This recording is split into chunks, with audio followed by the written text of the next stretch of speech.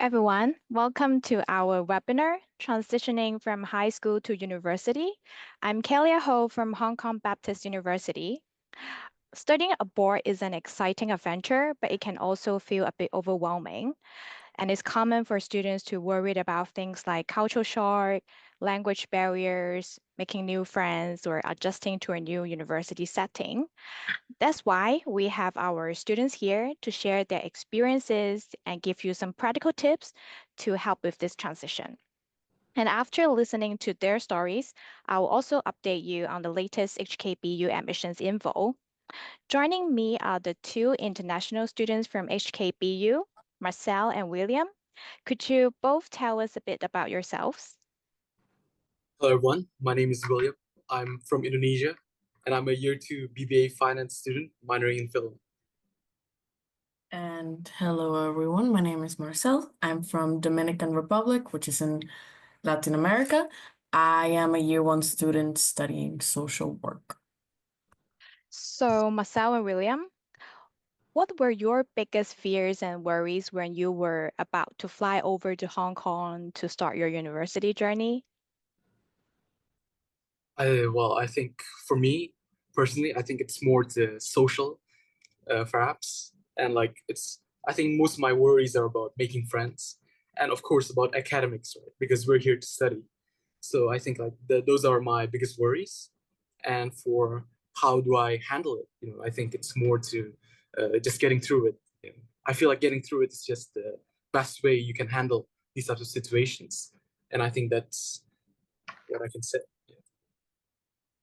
Well, in my case, I am an overthinker, so I was really nervous about making friends, homesickness. This is my first time living alone, so I was like, what am I gonna do? Can I cook? Can I do this? Can I do that? Can I survive? Also academics and just not getting lost in campus, staying to the schedule. There's a lot of things that can go through your mind, but it's easy to overcome them if you keep reminding yourself that you're not alone, you're not the only one that's new in campus, and really put your effort to talk to people and do everything that's you're being asked to do. So you guys mentioned like homesickness, making friends, and academics. Those can be real challenges, right? Like moving from high school to university is a big step full of excitement, but also challenges, especially if you're heading overseas. And when it comes to studying abroad, cultural shock is usually the first thing people worried about. Like you are leaving home and landing in a city that might be totally different, with new cultures, food, customs, and even the climate. So did you guys feel any cultural shock when you first arrived in Hong Kong? I think for me, definitely.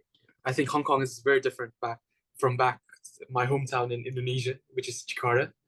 I feel like in Hong Kong it's way more fast paced, definitely, and I think that the people here, I think it's also a little bit different. Maybe their social norms, and also like in the restaurants, they after you finish eating, they just like force you to go out. So that's different from how it is back in Indonesia. And I think like also in the MTR, like it's very quick. Like the public transport is very quick, and it's way more convenient here too. It's way more convenient. That's all I can say. Yeah, I honestly I get that. It's so fast everywhere here. I'm from Latin America and I lived in Bangladesh for 2 years, and both cultures are not known for being very fast nor being very punctual. And I was really surprised to discover that Hong Kong people are the opposite. They're always on time. They will leave without you, and you will feel very humiliated if you are an hour late to an event and the event is 1 hour started. So I would recommend everyone to try their best to be on time to places and schedule yourself properly, because one scheduling issue can throw your entire week off. And another culture shock was social anxiety and shy culture, which is very common here. For a while, I thought that I also had to be quiet and shy to fit in, but it brings a lot more benefits to be outspoken and open. Because in class, sometimes the first few weeks you'll hear that nobody's talking and it's all quiet, and we're just looking at the professor, waiting for answers. But if you push yourself to talk to your classmates and talk to your professor and participate in class, you can get better grades, opportunities, and also friends. Right. When William mentioned about not being able to linger too long in some restaurants, I totally get what you mean. But just a quick note for everyone watching, this mostly happen in some traditional Hong Kong style places, Yeah. especially during busy lunch hours when there's a line outdoors. So no need to stress too much about that. Okay? Yeah, and there's also many great places to hang out too. It's not only the restaurants. You can hang out in many different places over here. Yeah, and they're good. Yeah. So building on what Marcel and William shared about cultural shock, if you are planning to study abroad, whether it's Hong Kong or anywhere else, I think it's great. It's a great idea to do some research online about local culture and lifestyle, or chat with someone who's been there. It will help you feel more prepared, of course, and also keep an open mind and connect with others, just like Marcel and William did. And then you'll find yourself adapting and enjoying the whole new experience. And now, speaking of culture, language is a big part of it. So let's talk about language barriers. Marcel and William, how important is it to know Cantonese for international students in Hong Kong? I think it's not really that important. I guess it depends, depends on the context. But I feel like in HKBU, academically, I mean, you can survive with just English. I mean, like the professors here and the friends here, if you speak English, they can understand English. It's not that bad. Like you can be friends with people just by using English.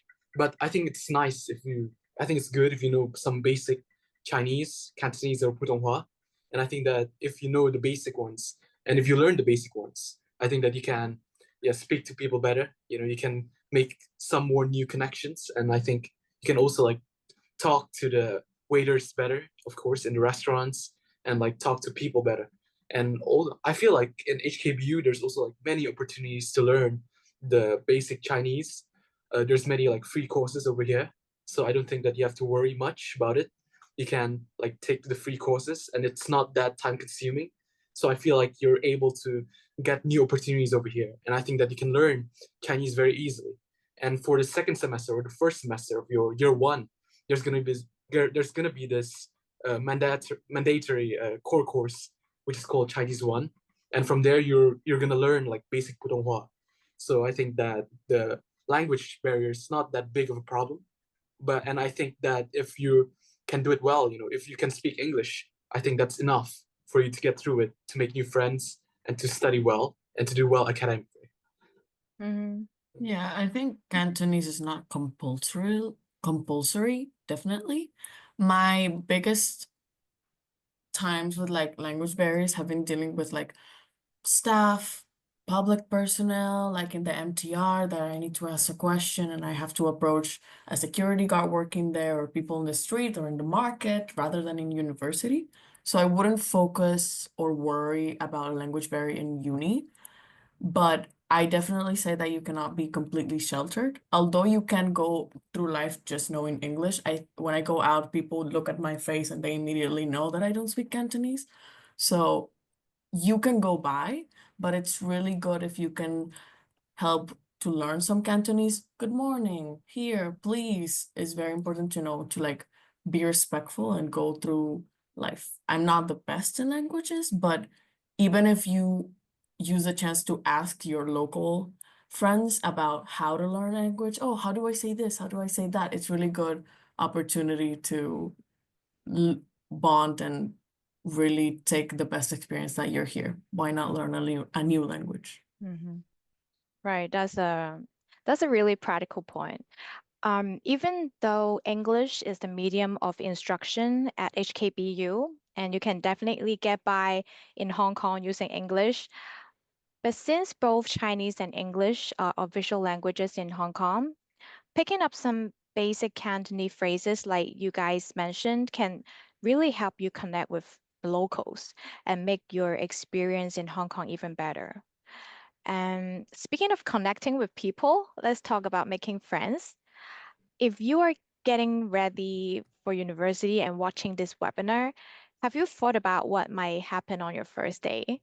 I still remember thinking about what to say when I didn't know anyone, where to go to meet people, and even where to grab lunch. Like all those little questions just start popping into your head. So how did you guys make friends when you first arrived here? I think for me personally, because like I came in like September 2023, like I came to dorm in like August 28th, I think, in 2023. And at the time there was a unique situation going on. There's like the first T10 typhoon outside, and there's like the black rain. So like all of us cannot go out, literally.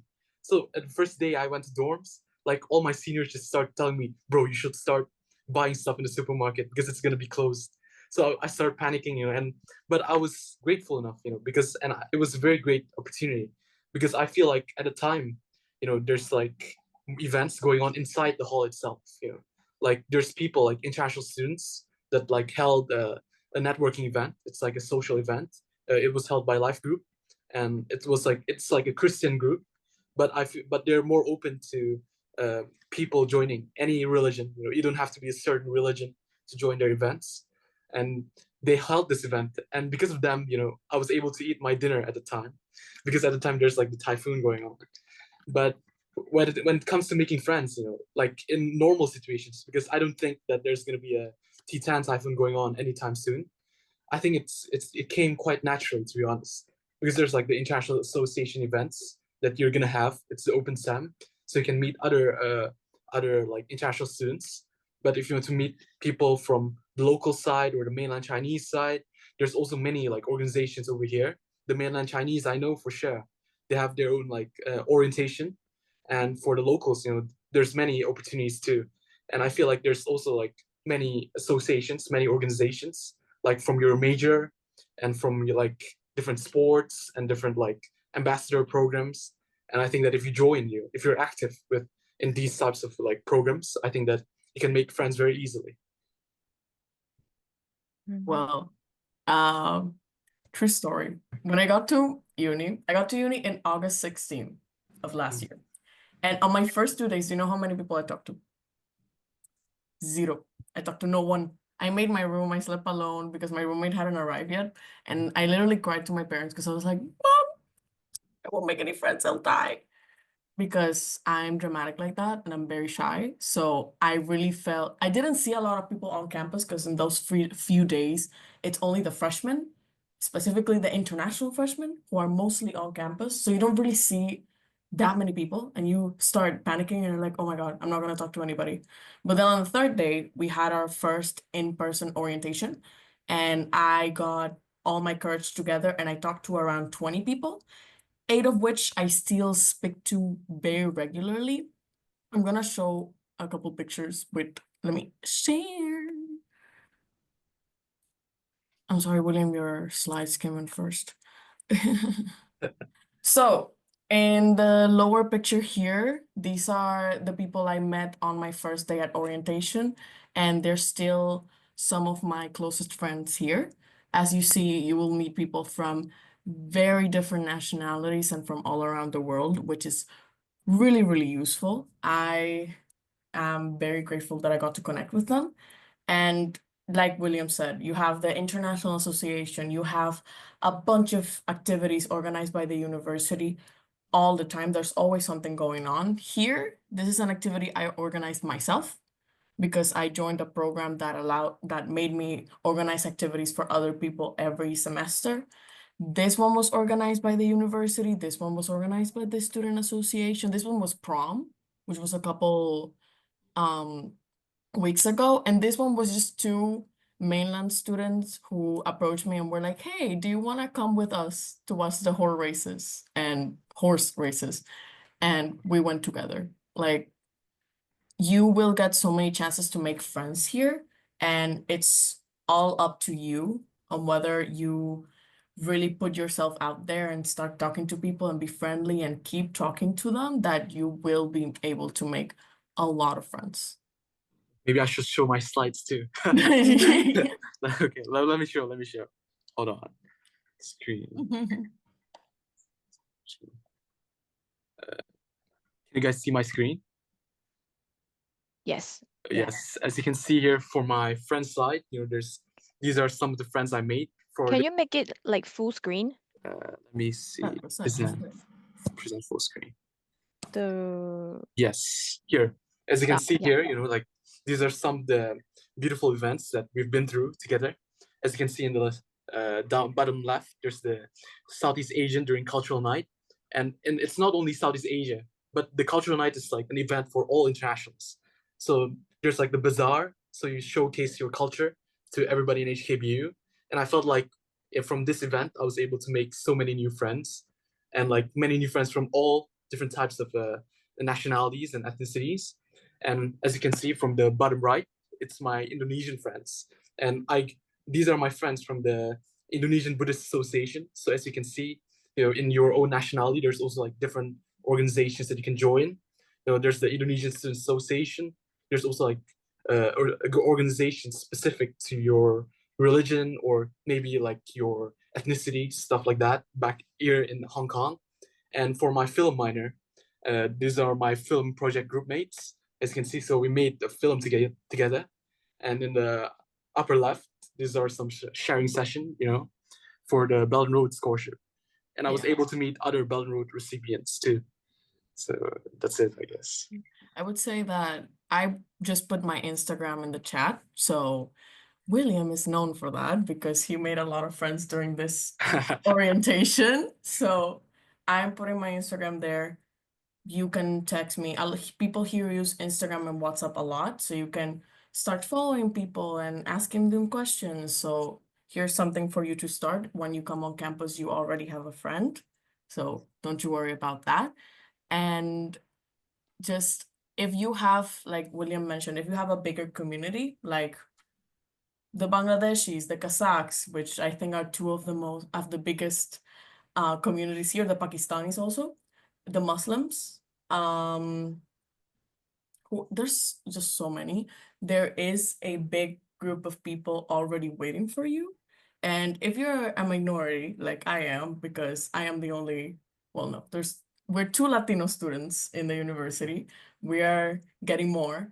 But if you're a minority like me, then you just go with everybody and you go with the flow and you will be invited to so many parties. It's really great. Well, the tips William and Marcelle shared are super practical, and I'm really glad that you both are making unit life fulfilling and shaping it the way you want. First off, going to orientation events is a great way to meet people. Then joining interest clubs and activities like Marcel and William did.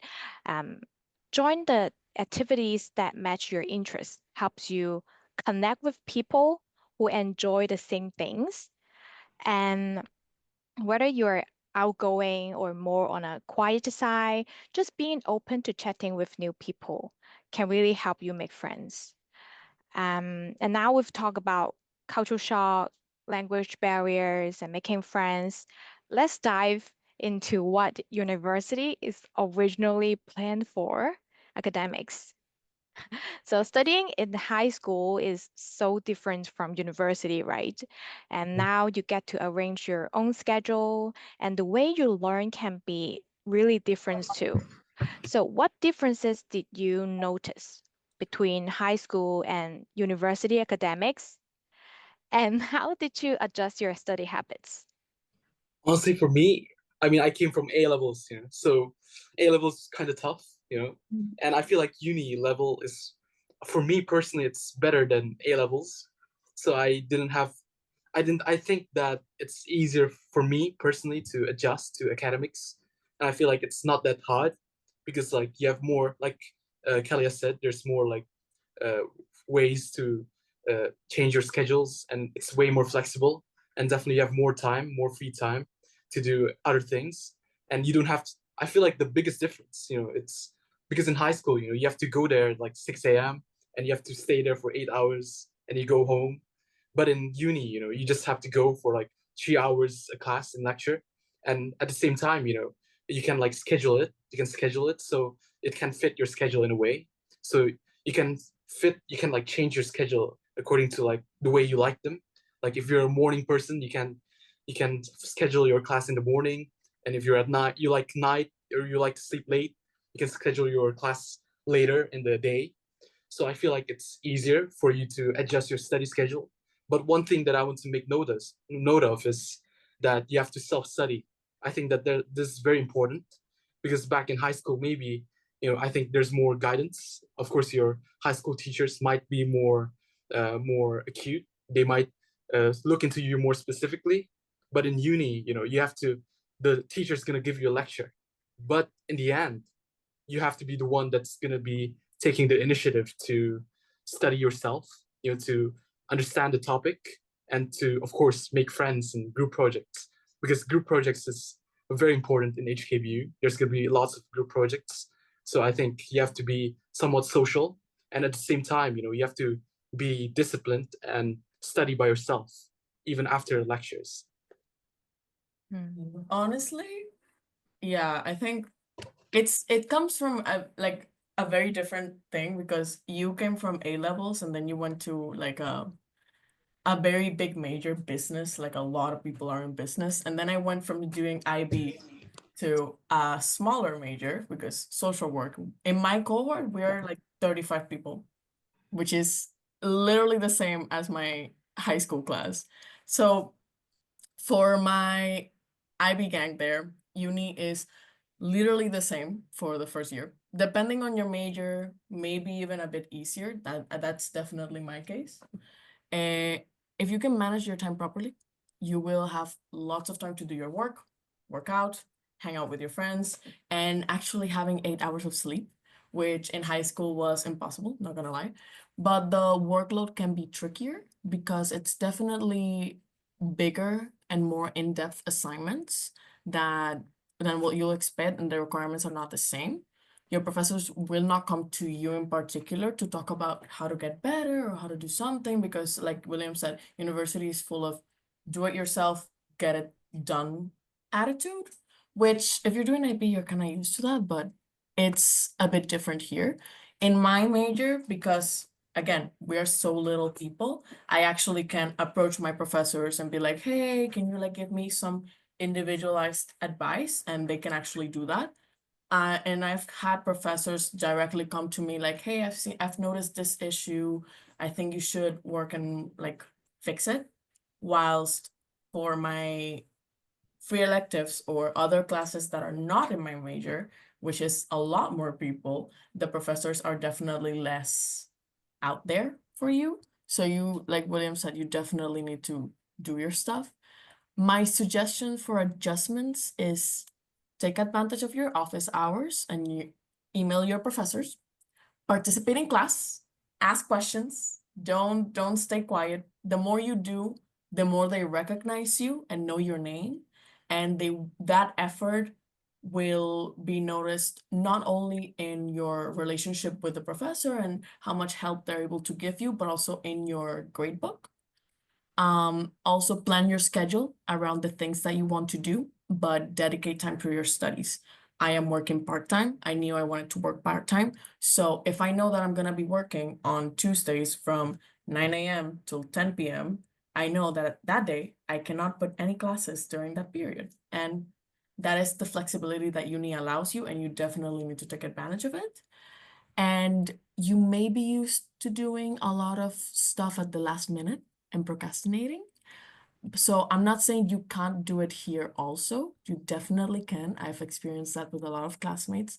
But if you truly want a successful, chill, and even aesthetic university life, you have to do your work as early as possible. And it does get hard because you're literally living at university.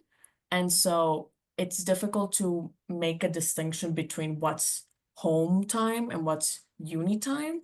But if you put your mind to it, you can definitely accomplish that and make your life so much easier. That's true.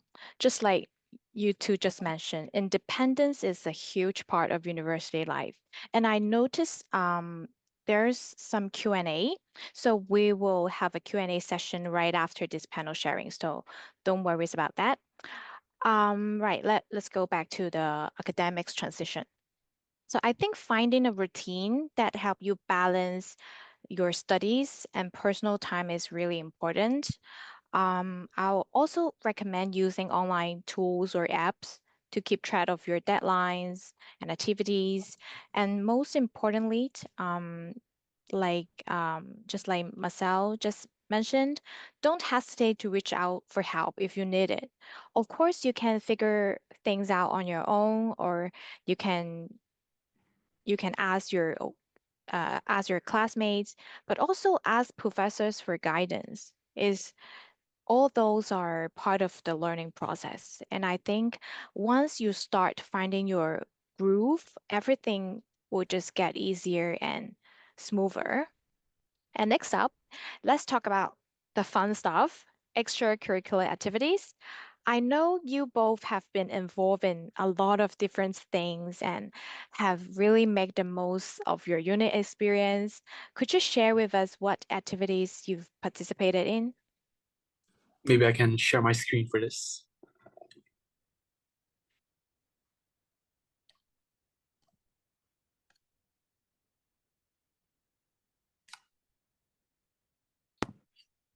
So like I think like one of the major activities that you can do here in HKBU is like the sports team. There's many different sports in here, the varsity team, where you can represent the university in like in the Hong Kong competitions, the university level competitions. And for me personally, I am involved in the varsity karate team. So as you can see here, this is my performance in 2 years worth of competitions. It's called the USFHK Inter-University Sports Competition. So it's like the competition where you go against all the other universities in Hong Kong. And I actually just finished the bottom picture uh, competition last year. Not last year, last week. So, and the next thing that you can do is there's this writing competition that I joined. And if you're a writer, if you're an artist, I think that there's many opportunities here in HKBU. As you can see, I joined this writing competition, and they published my work, in the library and also in the French publishing online space. So there's many competitions here that you can join, not only in writing, but especially for business students. There's many business case competitions and finance competitions, which is quite prominent in Hong Kong. And I would recommend you join these business competitions as well, because it's going to be good for your CV. And as you can see, like the film project minor, that's like my minor. I'm minoring in film. And let me stop sharing. And for other extracurricular activities, there's also like the ambassadorship program, which is where you represent your major or your major in like specific events. And there's many opportunities to make new friends and network over there. And there's also like the International Association. And for Indonesian students, there's the Indonesian Students Association as well. There's the For me, I joined the Indonesian Buddhist Association for Buddhist students, and there's also like different types of events that you can join. So let me pass to Marcel. Well, there is so many activities going on. That's one of my favorite parts about both Hong Kong and university. There's always something going on. You cannot say you're bored. That is a lie. Specifically with the university, I think I have joined pretty much all of the activities here. When you come in September, August, September, you will see me literally everywhere, like everyone this year. There's two different types of activities. There's the activities that help you professionally, volunteering, getting certifications for certain things, which is some of the things that I did. Let me share that. I did a lot of those too. Okay. So that's friends that we'll talk later. Extracurricular activities, particularly the professional and academic development. You come to university. If you go out of university with just your university degree, you may be lacking a bit behind. So you can take this opportunity to learn as much as you can. In my case, I have two international certifications. One of them is the mental health first aid program, in which if you are having a mental crisis or you feel very bad, you can come to me first before going to a therapist. And I also got a certification to be a wellness coach, so I can teach you to live your life very nice. I also did some volunteering, and I went to the houses of two elderly people here in Hong Kong, and we went and made their bathrooms anti-slip so they wouldn't suffer any injuries.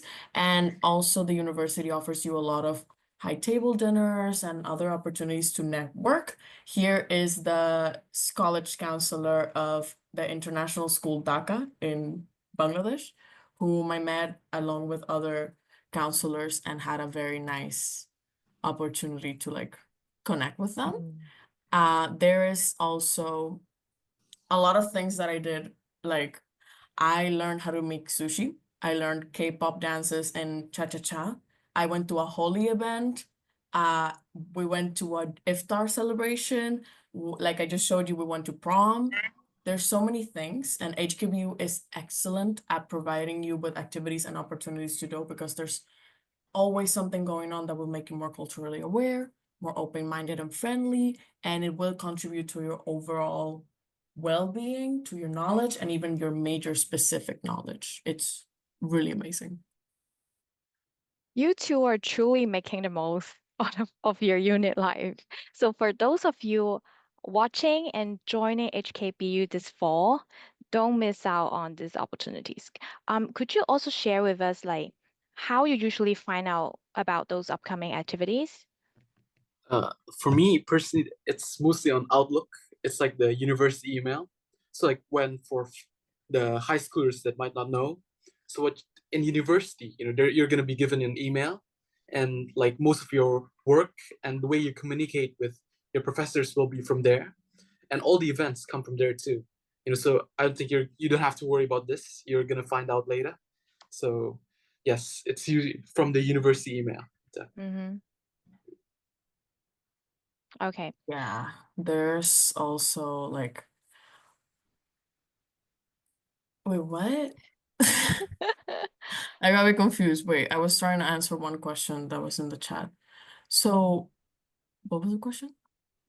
How do you find out about the event? Yeah. How you usually find out all Oh the yeah, the upcoming email. activities? Either people talk about it all the time, like your friends will come like, "Oh my God, did you hear about this? You should join." Or the email, like you said. There's also, once you get involved enough, like myself, you will have the numbers of pretty much everyone in the like administrative area, your professors and stuff, and they will literally WhatsApp you like, "Hey, I saw this opportunity, you should join." There's also like posters all over campus. I live in one of the halls, and as I'm coming from my classes, there's always like a big board with a lot of posters of different activities that you can either join right there by scanning a QR code, or you can just read about them and they'll guide you on to how to apply. It's everywhere. Information here is very easily accessible. So with so many exciting things happening at unit, it's easy to get like caught up in all the fun and exploration, but sometimes you might find yourself missing home, right? So let's talk about homesickness. Did you guys ever get homesick and how do you cope with it? Definitely. I think that homesickness is one of the normal experiences for international students. For me personally, I think back in my first semester in year one, I remember, I used to get sick sometimes. And I don't think I got sick because of anything that's in here, or maybe it's not even my body, but I think it's because of my homesickness. And I think that it's easy to get sick when you're homesick. And yeah, I think that's one of the very good experiences in a way, reflecting on it now. I think that it's a good experience because you learn how to treat yourself, you learn how to be more independent. And I have this one story from my mainland Chinese friend, and he's from Beijing, and he used to get homesick like me, and he used to get sick a lot. And one time he was very sick. It was very hard for him to travel anywhere. It was very hard for him to walk or do anything. But he forced himself to go back to Shenzhen, which is like 2 hours away, 1 to 2 hours away from Hong Kong, to eat Beijing food. And he told me immediately after he tasted Beijing food, like authentic Beijing food in Shenzhen. His homesickness, like his sickness, he was having sore throat and all these things. It immediately healed, like directly after he ate food from his hometown. So I feel like for homesickness, I think it's definitely gonna happen. Especially if it's your first time like living alone, maybe away from your parents. I think it's definitely going to happen, but I don't think that you have to worry much about it. I think that the best way to combat homesickness is by being active, by keeping yourself busy. Because if you don't keep yourself busy, you're gonna have more time to think about these things. And I think that it's better if you keep yourself busy, keep yourself active, make new friends always, and yes, connect with the people, and uh, connect with more friends, and hang out with people better. Because the other international students, they're definitely gonna understand what you're going through. I mean, like the other freshmen, definitely, they're gonna have the same experiences as you in a way. So I feel like you're not going to be homesick alone, but you're going to be homesick together. So I feel like in a way you can bond together. There's a special bond that can be made from this type of experiences, this type of shared experiences. And I think that you can make good friends out of it. Yeah, for homesickness, my home is very, very, very far away. Like the plane ride, the shortest route is 42 hours. So I understand the feeling very well. The best you can do, like William said, keep yourself busy, but also try to keep those roots close to yourself. Because if you're just, oh, let me just look forward, and you just focus on getting things done and joining activities, you really won't be able to spend 1 minute in silence. Because the moment you're left alone, that you're supposed to go to sleep, all of a sudden that all is gonna come up to you and you're gonna be crying and you're like, "Ah, where's my mom?" So what I typically do, I'm gonna share it, although probably already spoiled. Food. We have kitchens available in the dorms, and the story about your friend, very true. The moment you eat your food, it's like my mommy just cooked it. I feel healed. Here I have some, I don't know how to say it in English, but basically dal, but in Dominican style, and also caramelized onions with our tomato rice. Very nice. Orzo pasta with red kidney beans, bread that I made myself with guacamole, and chicken, a lot of chicken, of course. Um, Listen to your music if you can. In my case, it was very difficult because, again, there's only one other person from my area of the world, not even my country. But find your community, find the people who come from the same area as you that speak the same language as you. Call your parents. Don't forget your language, because that will keep you so very close to those things. And if you're really desperate, you can just go to your embassy and force, or to your embassy or to your consulate, and force the workers to talk to you. I've done that a lot, and it works. It just keeps you grounded to have home close to your heart, because you're physically far away, the most you can do is be spiritually there, and that will help you get through any hard times, any hard assignments, any hard dark moments in your life. Just remember that your home is there. It's whatever you make it to be, and you'll be fine. Right. Um, it's totally normal to feel homesick when you're in a new city, and it's great that you both found ways to deal with it.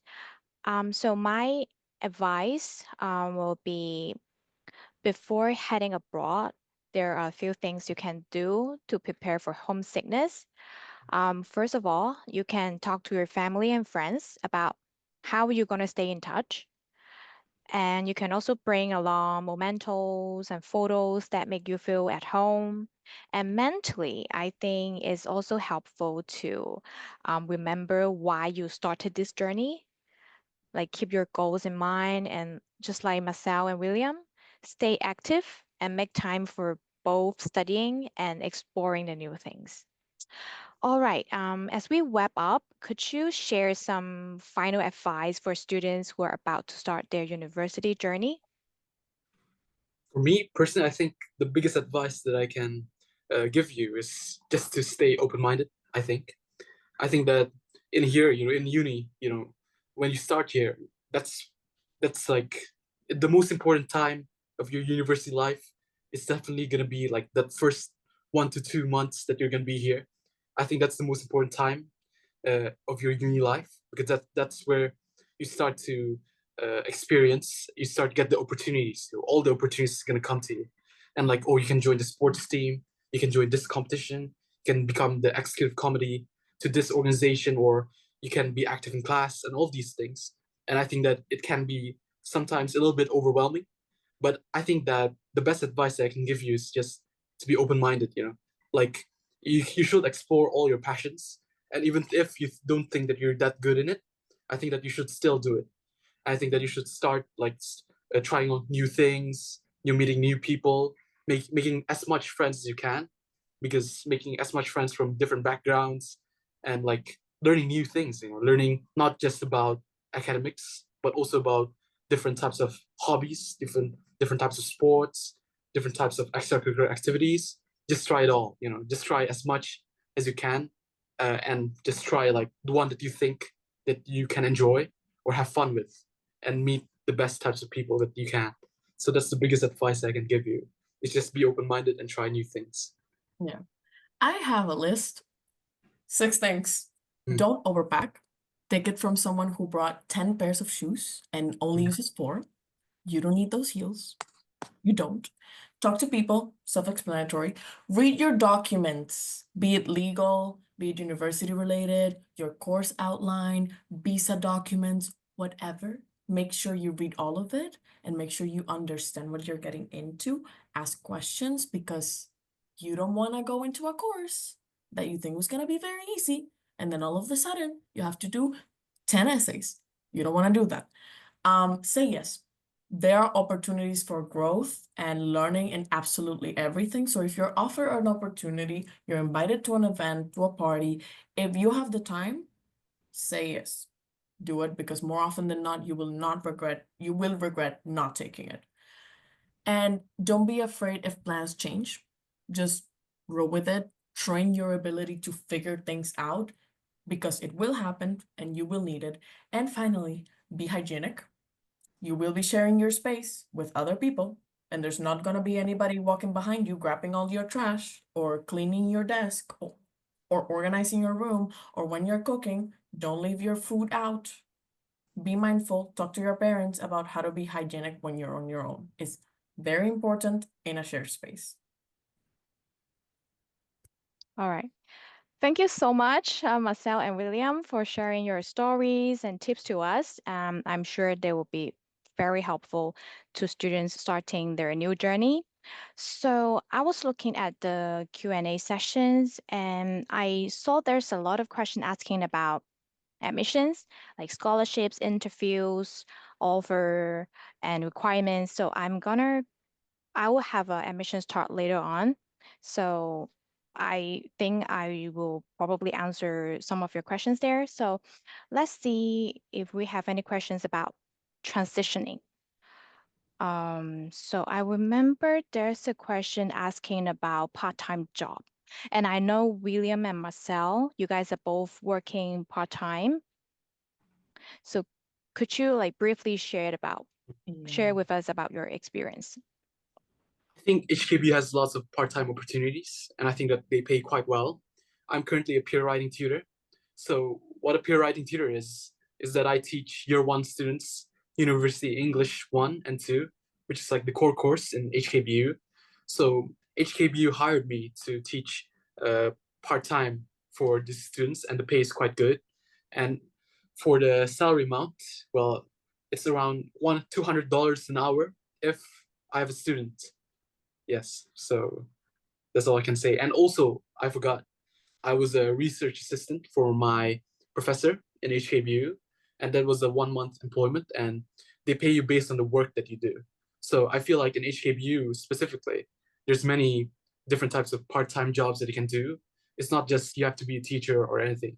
There's like different types of jobs, administrative, even you can be a student helper, which is quite popular in HKBU, and the pay is around, I'm not sure, but the pay is around 60, 70 maybe an hour. And there's many different types of jobs that you can do. And I'm pretty sure that if you want to do part-time outside campus, I think that you have to ask for permission from the HKBU international office or something. So yes. Well, it really depends. I see a question of like if you can bear your university fees by working part-time. I will be very honest with you, no. I work part-time both on campus and off campus. On campus, I work as a marketing assistant, and during the summer, I begged one of my professors to give me a research position, so also that. And off campus, I am working as a tutor. I'm teaching little children how to speak Spanish.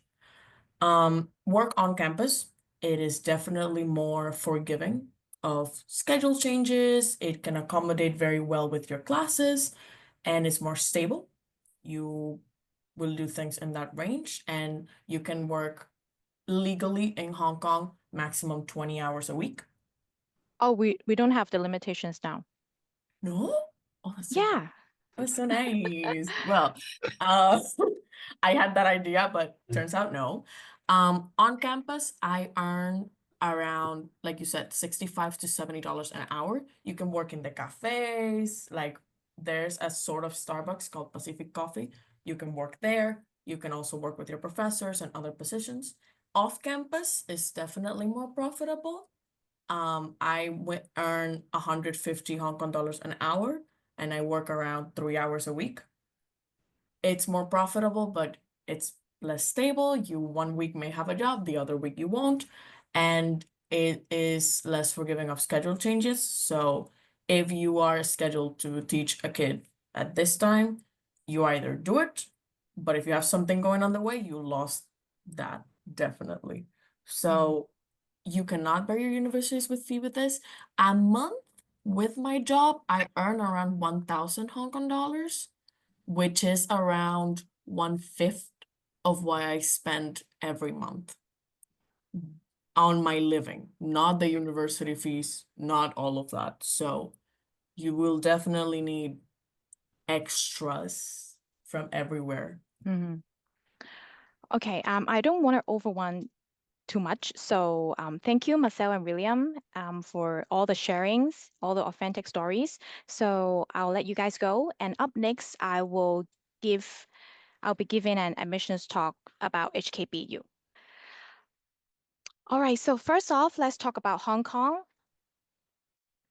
Victoria Harbour is a famous spot in our vibrant city.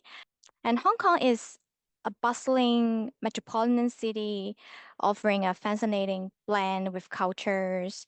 Our infrastructure is top-notch, featuring a convenient public transportation system. And then you don't have to drive to get around. And Hong Kong is definitely one of the safest city in the world. And it's always a surprise to know that, I mean, for foreigners to know that 3/4 of the territories in Hong Kong, they're actually green. So although there's a lot of skyscrapers in Hong Kong, we have like 3/4 of the land, they're green. So we have incredible balance between the nature and the city.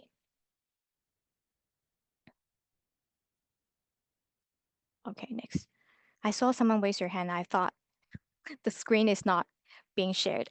Okay, and in terms of cultures, diversity is definitely something we celebrate. Like I just mentioned earlier, both Chinese and English are official languages in Hong Kong, and at HKBU, all of our programs are English taught.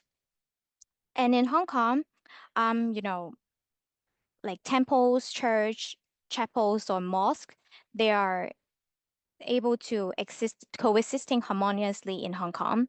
And at HKBU campus, we also offer halal food options. So we're multicultural and multi-religions. And for young people like you, of course, career prospect is definitely something you cared about. Like Marcelle and William just mentioned, international students, they can take up part-time job on or off campus without limitations. And you guys can also take up internship. And in Hong Kong, most of the internship, they are paid. And for international students, there's some good news. After 4 years of study at HKBU, you can extend your visa up to 2 years. And if you want to make Hong Kong your home, you can apply for the permanent residence after 7 years. All right, let's talk about HKBU. HKBU was founded in 1956 by the Baptist Convention. That's why we have the Christianity background, but we welcome students from all religions background, and we are one of the public university in Hong Kong. We rank 64th in Asia, and here's some of our top achievements.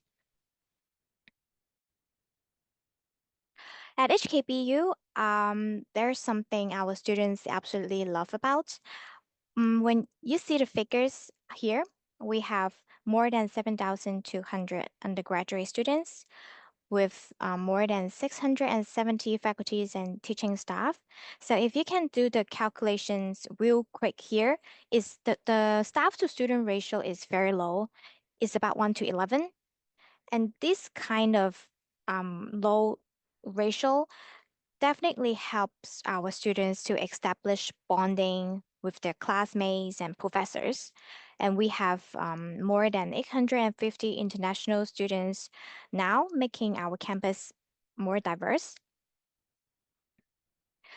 We offer more than 40 majors across different faculties and schools. For arts and social sciences, business, creative arts, communication, science, they are broad-based admissions. That means students can try out different things, try out different concentrations during their first year of study, and then they can find out something they love to declare as a major. And we also have numbers of transdisciplinary programs. If you are interested in studying business, our School of Business is among 1% in the world with triple accreditation from AACSB, EMBA, and Aquis. And here's all the programs on offer at HKBU. And here's a list of transdisciplinary undergraduate programs. For the next year's entry, we offer a more flexible curriculum pathway for our students to choose. It's not compulsory. So students, except for the traditional path, students can pick one transdisciplinary second major or second major. So you will be graduating with 2 majors. So allow our students to establish a more competitive profile if you want. And here's a list of all the transdisciplinary second majors and second majors. All the information, you can check it out online on our website. All right, at HKBU, we always believe that university is more than just about academics. So we offer different opportunities for our students to gain experience outside of the classroom. For example, we have more than 370 exchange partners in the world. And every year we have nearly 2,000 students exploring the world. Some of them are doing exchange programs, some of them are doing overseas internship, and some of them are doing service learning. So internships, they're available across disciplines. They can be credit bearing or voluntary. So you may wonder, like, how can I get an internship? You can be referred by departments. When you admitted to HKBU, you receive emails from departments, from us, or our Korean center.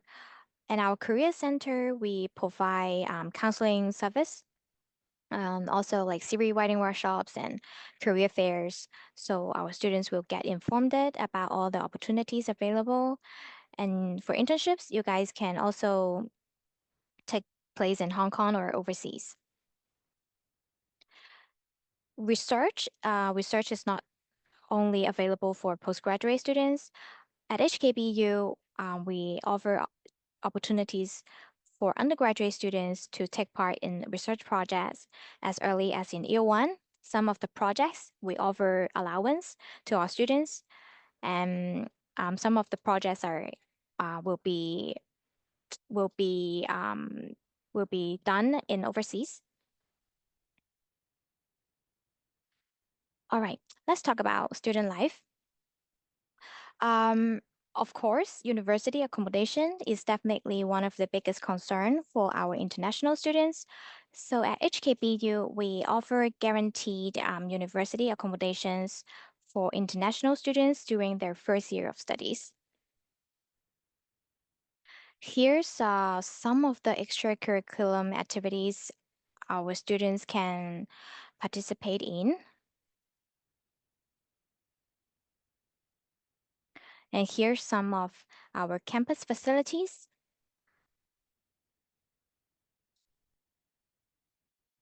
All right. Last but not least, I would like to share with you our latest admissions information. As I mentioned earlier, our programs are English taught, so students will need to fulfill both university entrance requirements and English language requirements. And here we list out some of the international qualification, but actually we accept a lot of different qualification, even some of the national curriculums exams. So make sure you check them out online. For example, the minimum requirement for IB will be IBDP, but a more realistic number will be 28, 30. And students taking IB can also fulfill their English requirements with IB English. So I'm not gonna go through everything in details, but make sure you check them out online. And here's the fees and estimated expenses for 2025 and 2026 entries. So you get an idea of the tuition fee, students, residents, personal expenses. At HKBU, we offer a very generous scholarships. We offer different types of scholarships with different amounts. And the most competitive one will be full scholarship, which cover 100% tuition and living subsidies. And now our extended round applications is still open until 30 May. So we still accept applications and we offer one-on-one support to applicants. So if you're interested in studying at HKBU, apply as soon as possible. For the applications, it's very straightforward. You will need to submit your latest high school transcript, a copy of passport or national ID. If you don't have the passport right now, when you apply to HKBU, you can just insert some dummy numbers and let us know when you will get the passport and English test results if available right now. If you're interested in to be considered for an admission scholarship, we strongly encourage you to upload a personal statement and a recommendation letter. But I wish you know that there's no separate applications needed for applying for scholarship. All right, so here's the contact information of us, admissions office. So if you want to reach out to us, make sure you email to this address.